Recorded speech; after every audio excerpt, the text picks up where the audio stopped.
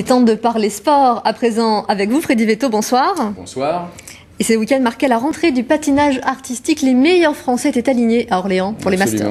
Et Brian Joubert s'est imposé au Masters. Il est notre invité ce soir. Bonsoir Brian Joubert. Bonsoir. Avant de parler avec vous plus généralement de cette nouvelle saison, retour sur ces Masters avec vos prestations de vendredi et samedi sur des images de Paul Perret et Loïc Wex. Première compétition et première victoire pour Brian Joubert. Le patineur poitevin remporte les Masters d'Orléans. En tête, à l'issue du programme court, le sextuple médaillé mondial prend la deuxième place du programme libre. Une chorégraphie sur la 9e symphonie de Beethoven, ponctuée d'un unique quadruple saut et d'une seule combinaison. La fin de sa prestation est entachée d'une chute sans conséquence. Brian Joubert a retrouvé de bonnes sensations. Ce que je vois après cette compétition, c'est que je retrouve le côté compétitif, le gars qui se pose pas de questions. Et même s'il y avait des petites faiblesses, j'en ai pas tenu compte et j'ai fait mon job. Sa victoire, Brian Joubert la doit surtout à son programme court. Un flamenco entraînant et bien exécuté, à l'image de ce quadruple boucle piqué, triple boucle piqué. Si le triple axel est mal réceptionné, le triple lutz est parfait. Sa première sortie de l'année est globalement positive. J'ai beaucoup d'échos positifs de ces deux programmes. Ce sont vraiment c'est une bonne base pour ce début de saison. Ça demande qu'une chose, c'est à être travaillé, mais c'est encourageant. Au classement général final, Brian Joubert totalise 218,68 points. 2,5 points de plus que le deuxième, Florent Amodio. Prochaine compétition pour le poitevin, la Coupe de Chine début novembre. Seule étape du Grand Prix, le circuit international qui manque encore à son palmarès. Première compétition, donc première victoire, Brian Joubert, même si ce succès est symbolique lors des Masters. Il fait du bien au moral, j'imagine. Comment vous l'interprétez ? Oui, ça fait du bien dans le sens, ça reste une victoire, mais ça fait du bien parce que on sent qu'on est sur la bonne voie avec Véronique. On a deux bons programmes. Tout le monde, on m'a fait beaucoup de compliments sur les deux chorégraphies, que ce soit le programme court, le programme libre. Donc ça, pour moi, c'est vraiment le plus intéressant, le plus important.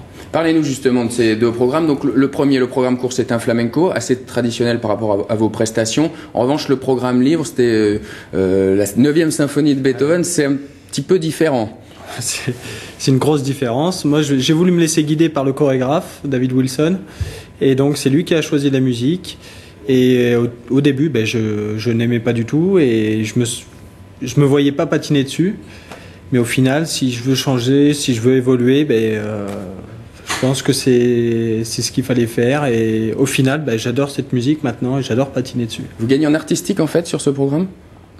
Les notes au niveau de l'artistique étaient nettement au-dessus que la saison passée et que les saisons précédentes. Et avec de la maturité, avec du travail sur ce programme-là, ça va être encore mieux. Deux nouveaux chorégraphes et un nouvel entraîneur, celui de vos débuts, Véronique Guyon. Là aussi, c'est surprenant puisque vous ne vous étiez pas parlé pendant près de 5 ans. Alors pourquoi ce revirement ? Qu'est-ce que ça peut vous apporter ? Je pense que c'est elle qui m'a tout appris.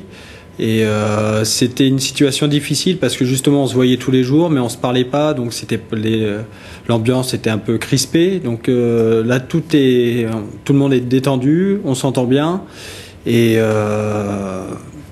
puis voilà, j'ai commencé ma carrière avec elle, je terminerai avec elle et voilà, c'est... Qu'est-ce qu'elle peut vous apporter précisément, Véronique Guyon ? Techniquement elle est très forte, pour moi la technique c'est ce qu'il y a de plus important. Donc, elle me donne confiance. On travaille beaucoup. Et ce qui est bien, c'est que là, je suis élève, elle est entraîneur. Du coup, elle gère tous les entraînements. J'ai pas besoin de m'en occuper, ce qui n'était pas le cas par le passé. Et moi, ça me soulage un peu. Vous êtes fixé un tableau de marche. Quelle est votre ambition cette saison ? En termes de résultats, c'est vraiment de gagner la Coupe de Chine là, dans un mois. Ça, c'est l'objectif premier. Après, je vais faire le maximum pour reconquérir le titre européen et le titre de champion du monde. Vos adversaires sont nombreux, notamment sur la scène mondiale. Est-ce qu'il y a un endroit où il faut vraiment progresser pour les battre ?